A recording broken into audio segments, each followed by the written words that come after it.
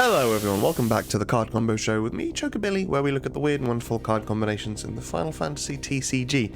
This week I'm going to be focusing on a fan favourite game from the series, Final Fantasy IV. And the cards I'm looking at this week will be Gekkou, and yeah, so this is the complete compilation as well, so including Interlude and the After Years as well.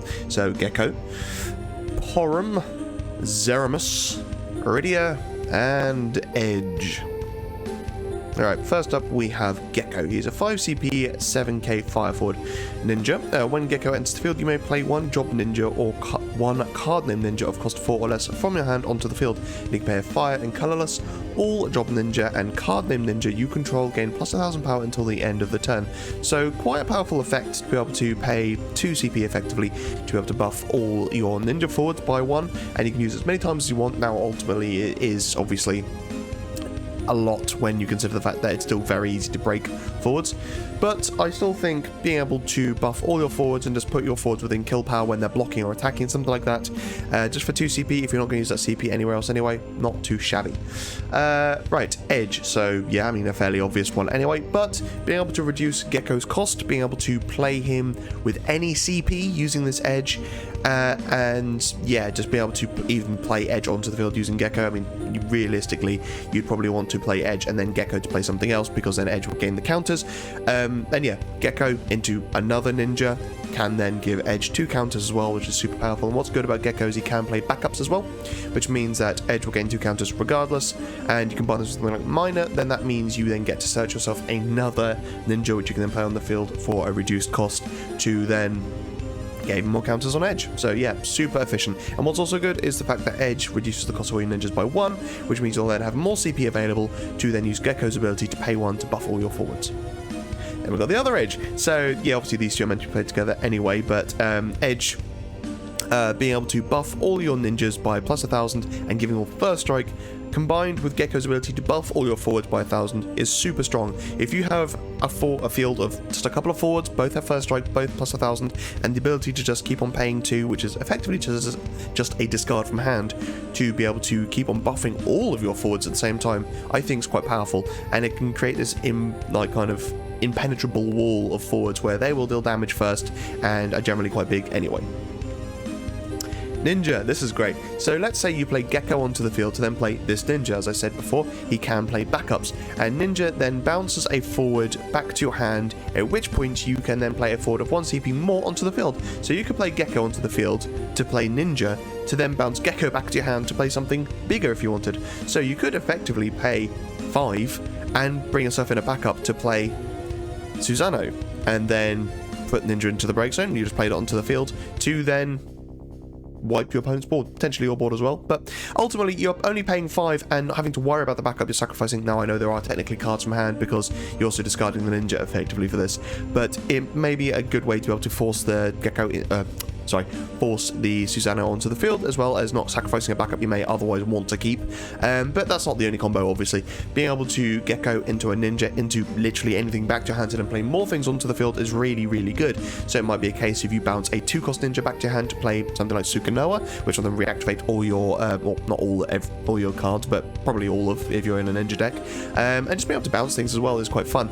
And if you combine that with something like Bismarck or Leviathan, then you're also going to be doing minus power to your, or minus power with Leviathan and drawing a card with Bismarck, which is still pretty good as well. Minor, as I said before, play Gekkou to play Minor, to then, if you haven't found that Edge yet, get that Edge onto the field. And what's also good is that the Edge that reduces the cost, so the first one I showed you, he reduces it by 1, but it doesn't say cannot become 0, so Minor can search you a 1 CP ninja, and you can play that onto the field for free. So again, that's really, really good. But yeah, just Gekkou into a backup which searches you more ninjas is not dissimilar from the Rebel kind of toolkit we got in Final OPUS 15, sorry, where you can play Guy to search yourself and play a monk, what's his name? Yosef, which then searches you another rebel as well. So yeah, just being able to play this for more consistency while still having a decent board presence isn't too bad. Yuffie, this is a fun one. So you play Gekkou onto the field to then play Yuffie. You could then play, I don't know, 2 CP to then bring in the backup Red 13. which isn't too bad. Obviously, you can bring in other red 13s as well if you want, but I just quite like this because you're playing 5 CP, potentially 4 CP if you have Edge on the field, to play Gekkou into Yuffie. You pay 2 CP to then bring in red 13, you pay 1 more CP to then bring in something else, which, yeah, potentially will end up being removed from the game at the end of the turn anyway. But if it's something like, I don't know, Sukanoa, which is going to reactivate all your backups upon entry anyway, or something like Zangetsu, who will dull probably all your opponent's field and can gain haste as well, it's pretty strong, to be honest. And Yuffie I don't think is the worst, because you do have a lot of fire, well, I'm not saying a lot of fire ninjas, but fire does make up a decent part of the ninja deck, I think, and being able to just work red 13 in there, just to be able to force out something, even if it's a Susano, just to make sure there's a board wipe or something else, you know, it doesn't really matter what. But yeah, playing, 4 for Gekkou, and then 2 for red 13, and then 1 more for another forward. You've played 7 CP for 3 forwards and a backup. That's not that bad at all. Sukanoa, so you pay, even if you pay the full 5 for Gekkou to then bring in Sukanoa, provided you have 5 ninjas, which again, in a ninja deck, you very much easily will, you then get to reactivate your backups. So you've played these 2 for free. Again, if you've got Edge on the field, Gekkou's cost is reduced, brings in Gekkou, Sukanoa, reactivate backups, gain counters on Edge, just super tribal, super fun. And finally, Rydia. Yeah, I think she's just a really good card alongside ninjas, and now, obviously, ninjas don't run Earth at all. But if you have a way of being able to just get Rydia in there, maybe through a Phoenix or some other means of playing her onto the field, I don't think it's the worst, because there's a lot of 4 cards in a ninja's deck, and being able to just have Rydia there as a constant threat to be able to cast summons for free, again, I really like it. And next up we have Porom, a 1 CP 1k water forward. When Porom or the card named Palom you control is chosen by your summons or ability of your opponent, you may return it to its owner's hand, and then you can pay 2 water and dull and put Porom into the break zone, search for one card named Porom, and play it onto the field. So, Leviathan, let's say you've got Porom and Palom on the field, and your opponent tries to get rid of Porom or Palom. They both come back, or sorry, the ones they target come back to your hand, that triggers Leviathan to then minus 9k things. So it's a really good way to have protection on those cards, and it's not just protection they don't get killed, it's protection you punish your opponent for it. So they need to go through Leviathan first, which again isn't the hardest thing to do these days, but it's still a problematic forward they have to deal with before they can handle Porom or Palom. And then Imo and Palom.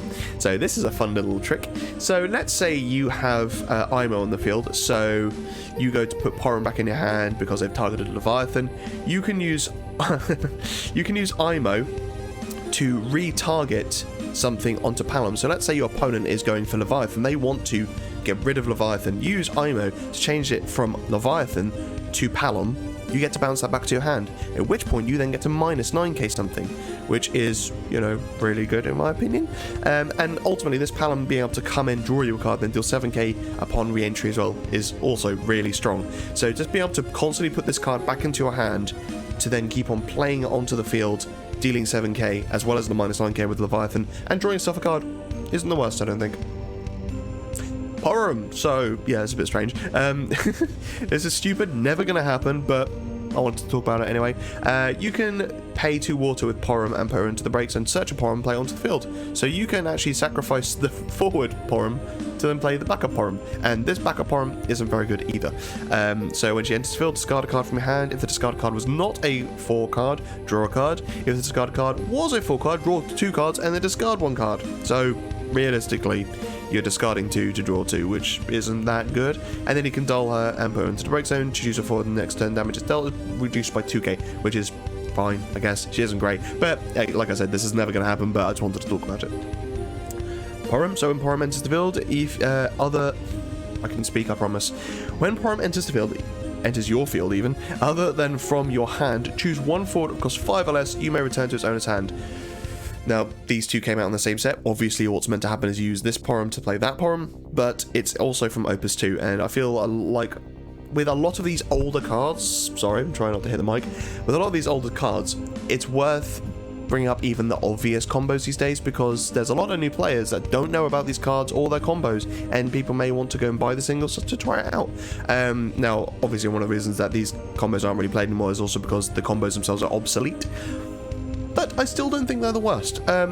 and sometimes it's fun just to play with these old combos and just try out new things. So yeah, when Porom enters the field, you may choose one forward of cost 5 or less, turn to its owner's hand. 5 or less is a big breadth, and being able to just bounce something again with Leviathan or Bismarck, you get their effects as well, which is good. And then you've also got the Pyroblast S, which is S and Dull, one active card named Palom, choose one forward, deal 8k damage. And Porom is like one of the few cards in water that can actually deal outright damage to a forward. I actually can't think of any water forwards that aren't multi-element that can outright deal damage. So yeah, that's pretty cool. Palom, yeah, just this little Porom is an excellent way to just have protection on Palom. Now the problem is obviously Palom can keep on accruing all these counters, but whenever they target it, it will come back to your hand. But you still have that card in hand, you can replay it, and ultimately your opponent, you keep on playing these forwards, they're going to run out of the ways to get rid of it eventually. And you can always use this Porom as well to search the OPUS 15 Porom to then play it on the field as well if you really wanted to. But I personally think that's such a really good form of protection. And now you may return to its owner's hand, you don't have to. So that's always good as well. So your opponent really has to consider the fact of, are they going to bounce it? If they do, what do they get from it? And, you know, it's just a nice form of protection, which I think you're sacrificing the ability to be able to use the OPUS 15 Porom with this card. But having this Palom here with the constant potential protection and also getting quite big quite quickly. Zeromus, now this is a disgusting card. So a 3CP 8k Ice Lightning forward. With the text, Zeromus is also card named Zemus in all situations. When Zeromus enters the field or attacks, choose one character, freeze it, and then at the end of each of your opponent's turns, dull all the forwards your opponent controls. And damage 3, Zeromus gains haste. How many games have people lost because they forgot about that middle ability? At the end of each of your opponent's turns, dull all the forwards your opponent controls. That's really good. He didn't need to have that ability to be a good card, nor did he need any of the other abilities to be a good card. Just that alone would have been pretty powerful. So yeah, just really, really good card in my opinion, and probably one of the best 4 cards, which a lot of people contest even. Praise Velga. This is a stupid card. Again, another combo that will never get played, but I like it because Praise Velga is special because he is the only card in the game that can currently, well, technically, the only card in the game that can skip an opponent's phase. Now, you do have Eld Nash, which can skip your opponent's entire turn, although technically it's not skipping, it's just giving you another turn at the end of yours. But Praise Velga has the ability to where is it? Skip your opponent's attack phase in their next turn and remove the top 5 cards from your deck from the game. Now, this may not seem like the best thing in the world because you're removing 5 cards, which also sucks because Praise Velga costs a lot. But if your opponent's got a lot of forwards and you play Praise Velga onto the field with Zeromus, you skip your opponent's attack phase, unless your opponent can dull out their forwards through their own means, so through, you know, action abilities or whatever. At the end of their turn, Zeromus will then dull them all, which might be good for an endgame push. And again, Praise Velga isn't the best. His other abilities, choose one character in the break zone, add it to your hand. That's fine, I guess. And remove all the cards in your opponent's break zone from the game. A really good ability, but probably not worth paying 6 for. You'd probably want to just play, you know, Miss Dragon. But still, it's nice to be able to have that in Ice Lightning. But yeah, just being able to skip your opponent's attack phase so they can't dull their forwards, and then Zeromus dulls them all out so that they haven't attacked, can't block, sorry. Fun times. Snow. So, Zeromus, when he attacks, can freeze something, but what's the good? The freeze of the forward isn't dull. So, dull the forward out, then freeze it with Zeromus. Pretty simple, but nice. Summoner. Not really a combo so much, but Zeromus is a very problematic forward for your opponent in the right deck, or if your opponent's running, even in a reactivation deck, if you're using Zeromus to lock down the cards they might use to reactivate, that can still be a problem, because Zeromus can freeze backups, or just characters in general. So, having protection like Summoner, which is just pay 1 ice, Summoner doesn't even have to be active, and I always rave about this card, but paying 1 ice just to be able to cancel any summon is super powerful, and I personally think if you want to keep your Zeromus alive, you should play this card. Orphan. So, again, at the end, or sorry, as you go to your main phase, your opponent discards a card, at which point they then have to dull a forward. Attack with Zeromus, you get to free something. But what I also like about this is the fact that it's a constant oppression on your opponent's resources. You're making your opponent discard a card, and then you're potentially freezing out with Zeromus their backups, at which point they're gonna start to struggle, and Zeromus, if he keeps on attacking through, is gonna keep on freezing up backups, whilst Orphan's also making your opponent discard cards, and then your opponent wants to kind of apply the aggression as well to try and get rid of Zeromus, but if they leave their forwards up at the end of their turn, Zeromus dulls them all. So, you know, it also becomes a problem of which one does your opponent go for. Do they kill the Orphan to stop the constant discard and dulling, or do they kill the Zeromus to stop the freezing? Realistically, I think killing the Zeromus is probably the better option, but still, just having these two on the field is a nightmare for your opponent. Hope. So, at the end of your opponent's turn, dull all the forwards that are active. With Hope on the field, you get to freeze them as well. If they forget about that, they are screwed. Air. Yeah, I mean, so for each forward other than Air, she gains plus 1,000 power, and she has First Strike as well, which is always nice. And having this constant threat of a big First Striker means that your opponent can't attack through, so then they have to just let their board go dull at the end of their turn. So you've created this impossible situation where they can't attack because you've got a massive First Striker, but they can't block because all their forwards are dull. So, what do? Reactivate their forwards, that's what they do. And then Bartendless. So when Bartendless enters the field, choose up to 2 forwards opponent controls, deal them each damage equal to their power, minus 2,000. Not a great ability, to be honest. And then at the end of each of your opponent's turns, dull and freeze all the active backups your opponent controls. So with Bartendless and Zeromus on the field, if they leave any any backups of forwards active at the end of their turn, they go dull. And if they're backups, they get frozen as well. If you run Hope even, with Zeromus and Bartendless, their forwards become frozen as well. But yeah, regardless, at the end of their turn, anything that's active with these two on the field is at the very least dulled out. Now, Sid Randall, this is fun. So let's say your opponent is willing to take the sacrifice. They let their forwards go dull and they let their backups become frozen. What are they going to do if all their backups are frozen? They have to start trying to cast things. So having Sid Randall on the field means that now their entry abilities don't matter either. And now they're forced to have to attack. But if you have something big and blocky, like, you know, Bartendless, then maybe they don't want to attack. If it gets rid of Bartendless, then it might be worth it. But yeah, having something like Sid Randall, so no entry abilities, Bartendless, no backups, Zeromus, no forwards ready to block. Horrible situation to be in.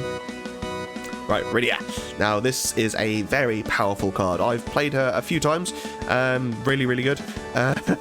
She works really well in certain deck archetypes, not so well in others, but regardless, I think she is, as standard, a very powerful card. So, a 2CP 5k Earth Forward. If Rydia is dealt damage by your opponent's summons or abilities, the damage becomes 0 instead, so that's pretty good within itself. And then when Rydia or a category 4 character enters the field, place 2 growth counters on Rydia, and then pay 0, cast 1 summon of cost equal to or less than the number of growth counters placed on Rydia from your hand without paying the cost. You can only use the ability once per turn, but you can use it on your opponent's turn, so realistically, you get to cast 2 summons for free every cycling of turns. Yang into Gobbers. Yang into Ursula. You play Rydia, you get 2 counters. You play Yang into Ursula, she now gains 2 more or 4 more counters. She's now on 6 counters. And I ran a Monk's deck. Rydia, Yang, Ursula, super strong together. And you immediately off the bat have pretty much all the good Earth summons ready to go with this effect. I mean, you've got the Opus 15 Titan, which can buff something by 10 or deal 7k to something. You've got the Atomos, which can break a dull forward. Titan, there's just so many good summons. That's like every good Earth summon. In fact, I think that is, except for the Zeromus summon, which was bad even when it came out on Opus 2/3. Yeah, that just immediately makes Rydia this horrible threat, and she has the built-in protection, so she becomes quite hard to get rid of. And in Earth, there's lots of ways to be able to protect her as well. Dull her, she can no longer be broken, just increase her power by a stupid amount. There's just so many good ways to be able to protect her. And what's better is the fact that you can be a mono Earth monks and just run some out of color summons. So maybe you run something like Amaterasu to cancel your opponent's Shantoto, or Leviathan to cancel your opponent's action ability. You know, there's just so many good ways to run Rydia within mono Earth. Golbez. I love this. So Golbez keeps on, obviously Golbez comes onto the field. He himself is a 4 character, so then he will give Rydia more counters. But if you're in a properly themed deck, then playing Golbez to bring in more 4 characters, and in Earth Water, again there's quite a few, you can then keep on giving Rydia's counters, and you're not even paying for the forwards. Golbez is just bringing them in for free. It's worth noting here, some people get confused about this. When you use Golbez's ability to take control of your opponent's forwards, let's say you take control of a Cecil or something like that, when he comes onto your field, he isn't entering the field, so Rydia will not gain counters. All it is a change of zones, as was referred to. So Golbez puts 4 of your characters into the break zone and takes control of your opponent's forward. They're just shifting zones. They're not entering the field again. Enter the field abilities don't happen again. It's just moving from one zone to another. They aren't removed from game and coming back in, just shifting zones. Golbez again. Yeah, I mean, this Golbez obviously is Wind Lightning, but there is Scarmelian and, you know, ultimately some support for Archfiends in Earth. And to be honest, if you're running a full Archfiend deck, Earth is probably going to comprise a big part of it, because you're going to want to have lots of multi-element backup, so things like Tyro and Shantoto, which means that Rydia might be worth it, because let's say you've got Rydia on the field and you play Golbez at damage 6, you get to play Golbez and 4 other full forwards. Rydia goes up to having, what, 14 counters? Because she gains 2 off Golbez, and then 12, she'll have 12 counters. I can do math. Yeah, so she will have 12 counters after Rydia herself coming in and Golbez bringing in all the Archfiends. That's literally every summon in the game she can now cast for free once a turn. This is quite funny. I've never seen it happen, but if it does, amazing. Luca? So, I've done this a few times and I really like the Luca card. So, Lightning Brainbuster, S, Fire, Dull, and Dull 1 active card name Rydia. Choose one forward, deal it 10,000 damage. That's not a small amount of damage. And being able to Dull Rydia, who realistically is never going to be attacking because she's really small, but she does have protection, which means she's also kind of hard to get rid of. So yeah, having this little forward that you just keep on dulling alongside Luca to then deal 10k to something, alongside the fact that you get to use Rydia to cast summons for free, is just a powerful combination. Teller! So, when Teller enters the field, choose one summon in your break zone, add it to your hand. So, an excellent way just to be able to get summons back and recast them with Rydia. So, maybe you cast it in your opponent's turn, you cast something big, you then play Teller on your turn, get that summon back to your hand, recast it again for free. And not to mention the fact that also he's a 4 character, so, you know, he again buffs Rydia. Again, Leonora comes in, gives Rydia another 2 counters. You then get yourself a Porom or Porom, play them onto the field. Rydia gains a further 2 more counters. Just consistent and powerful. Graviton.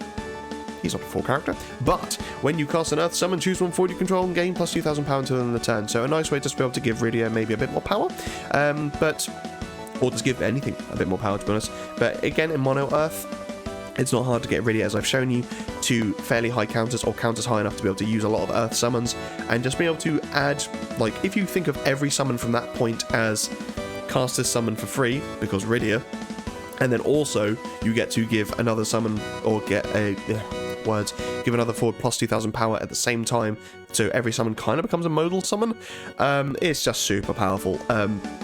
Yeah, I just think Rydia and Graviton are a really good combination together because of the fact that you can just keep on buffing your forwards whilst also devastating your opponent's field with summons for free.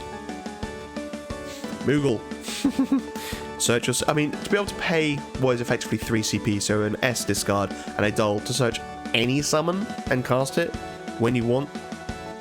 Nice. Combo that with Robel Akbel, then every turn, if Robel Akbel's on your field in the main phase, you get to get your Moogle S back to your hand, which you can then use to search yourself a summon to cast with Rydia. And Une. Yeah, so just a nice way to be able to obviously protect Rydia if you want, but casting a summon every single turn for free and bouncing something, that's really good. Now, the one thing you want to be mindful of is the fact that when you cast summon, choose one forward you control, remove from the game, then play it on remove forward into field Dull. This effect will only trigger once per turn, but if you cast a summon, this effect has to trigger. So, if you cast a summon with Rydia and Une on the field, and the only forward you have is Rydia, Rydia's going to be removed from game and then replayed onto the field, which means if she has more than 2 counters, she's going to be losing counters, which isn't good. So you want to be making sure that you are actually... or you've got lots of forwards on the field to be able to trigger with Une to keep replaying summons and replaying those forwards onto the field. But if they are 4 forwards, then Rydia's going to keep on accruing counters as well. So it can work against you, but it can also work for you. So you just have to be super careful with that. Right, Edge. Now this is a interesting card. So here's a 2 CP 5k wind forward. During each turn, if Edge is dealt damage by your opponent's summons or abilities, for the first time in that turn, the damage becomes 0 instead. So that's pretty good in and of itself. But then you can pay 0, choose one summon or ability that is choosing only one wind forward you control. The summon or ability is now choosing Edge instead if possible. So this has been the hot topic of discussion for a few questions I asked recently, and I'm going to go over the results of those now. But he's really good, but he's not broken. So, OPUS 16 Cecil. Sorry for the awful resolution image, but this is the only one I could find online at the moment. But yeah, Cecil, really, really strong card. So when Cecil enters the field, you may play one character of cost 4 or less from your hand onto the field. When it enters the field, if it's a category 4 character, choose up to 2 backup, activate them. So playing Cecil into Edge, even though he's not a full CP, still really good. And then, when one or more characters you control are chosen by your opponent's summons or abilities, if your opponent doesn't pay 2, cancel their effects. So let's say your opponent chooses Cecil with an ability.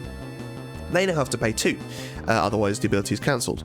But using Edge's ability, he can then make himself the target, which then re-triggers Cecil's ability. So now your opponent has to pay 2 instances of 2 CP to be able to actually let that ability even resolve. Now, the big thing here is the fact that you can't just keep reusing Edge's ability on himself to keep re-triggering Cecil.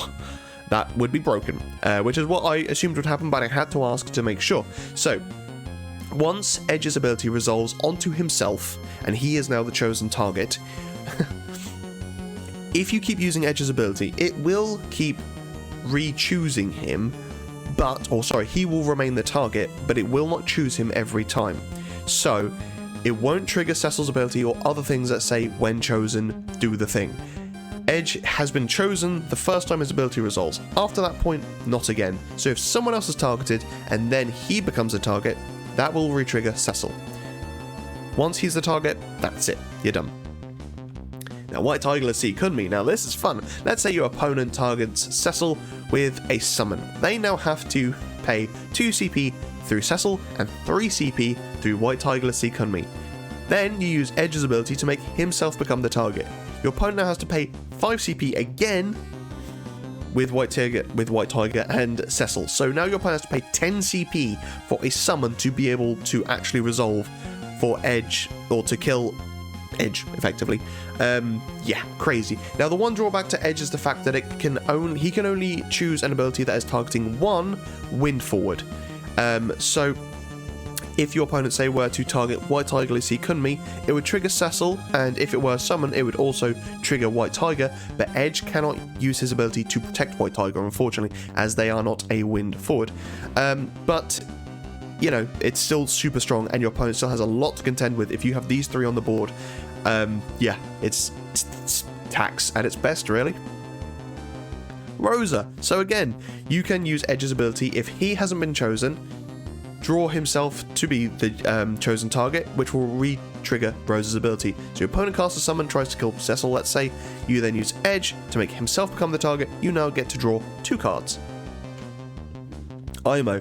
So IMO operates slightly differently to Edge, so that she can re-choose the same target as has already been chosen, but it will re-trigger target abilities. So let's say your opponent targets Cecil, and they have to pay 2. You can then use Edge's ability to make it so that he has become the target. They will have to pay 2 again. You can then use IMO's ability to change the target from Edge to Edge, and that will re-trigger Cecil's ability again. And the key reason for this is the fact that the way IMO is worded differently to Edge. So choose one auto ability or action ability that has only one target. So again, there is a limitation. You may choose another target instead. The new target must be valid. So, provided Edge is still a valid target, you are able to choose him again. And as you are choosing him, like you literally are choosing, and the only stipulation with Cecil's ability is the fact that it says your opponent's ability chooses something. Now, it is your opponent's ability, but you get to choose the target. It doesn't matter who's making the choosing. You still get to re-trigger these effects. Same applies for Rosa as well, but as I said before, Edge triggering his own ability as many times as you want on himself doesn't work. Only the first instance he becomes chosen. IMO, obviously you can only use her ability once anyway, because, you know, she gets herself put into the break zone, but you can re-choose the same target, and that will re-trigger effects like Cecil and Rosa. Green Mage. this is stupid. So, dull, put green edge into the break zone, choose one action ability, cancel its effects. So, let's say your opponent has something like Kuchaspel, or Kuchaspel? Yeah, Kuchaspel. To get rid of damage mitigation. Obviously, Edge has damage mitigation, so you want to make sure that he stays alive. But you can also cancel Edge's ability if you really wanted to. So let's say your opponent wanted to target something else, you then use Edge's ability, they then retort with something, you then cancel Edge's ability, so that Cecil is now the original target. Which is silly, but kind of funny all the same. Phoenix. So, let's say your opponent goes through the effort of casting something and finally killing Edge. He can't take damage, but they did it anyway. He can't take damage on the first instance, sorry. So, yeah, making it so that Edge dies, and then you cast Phoenix, bring him back onto the field, and he's still a pain. So your opponent maybe tries to get rid of Cecil, use Edge, Edge dies, goes to the break zone. Your opponent then tries to kill Cecil again, you then cast Phoenix to bring Edge back in, to then reuse Edge's ability, to then make him the target again, re-triggering Cecil, and it's just, yeah, being able to constantly recur Edge onto the field and make it so that he's the target. That's disgusting. Aerith. Now this is fun. So you can use Aerith's ability, and I went over Aerith an episode or two ago about how she has an infinite alongside Yuri and wind backups. But yeah, making it so that one forward can be not chosen is quite amusing. So you can... This is gonna be awkward, but just bear with me. You can make it so that, let's say your opponent targets someone else and use Edge's ability to make himself become the target. He is now the target.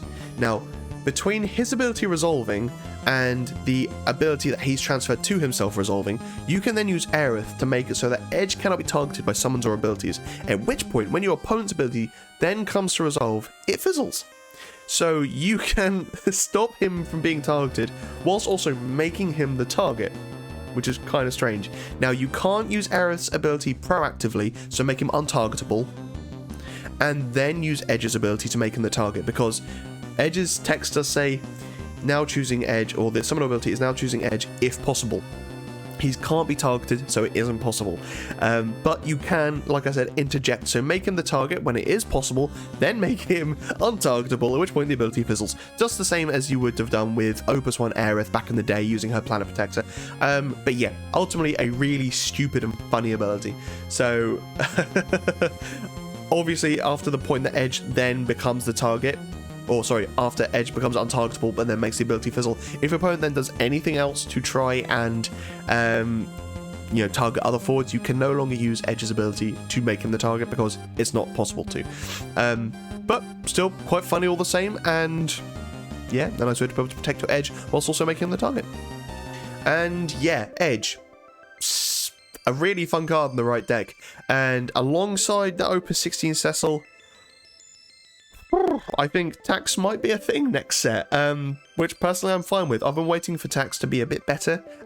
You generally find that Tax does better in Ice, Earth, because you've got things like Flandits and Flans, which make your opponent have to play, otherwise they can't attack or block. But yeah, I think with that new Cecil, who is incredibly strong, probably the best legend of the set, maybe Tidus next, I'm not sure, but ultimately, yeah, be able to play something for 4 if it's a 4 character, getting 2 backups back, and then having that built-in protection for any of your characters being chosen is really, really, really good.